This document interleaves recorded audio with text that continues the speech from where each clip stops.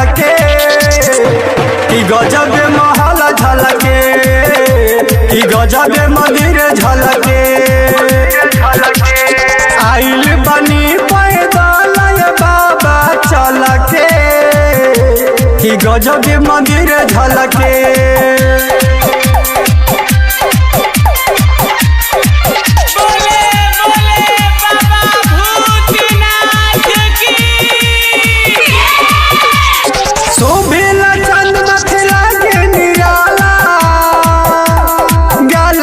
शोभेला सपवा के माला गाला में शोभेला सपवा के माला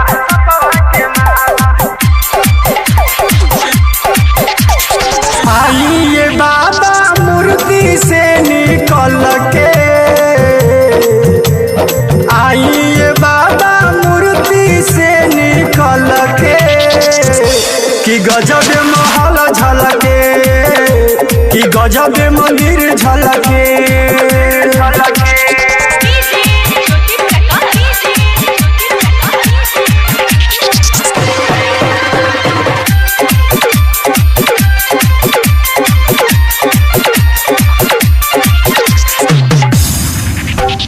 सुनिए भोला जी अर्जी हमारी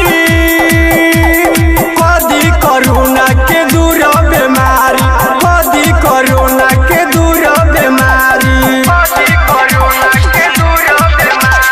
भोला जी लोगवा डरे कोरोना से भड़के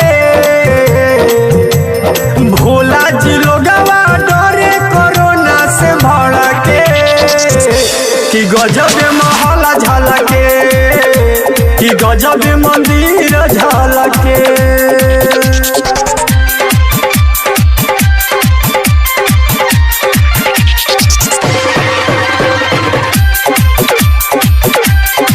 प्रेम से बोली डमरू वाले बाबा की।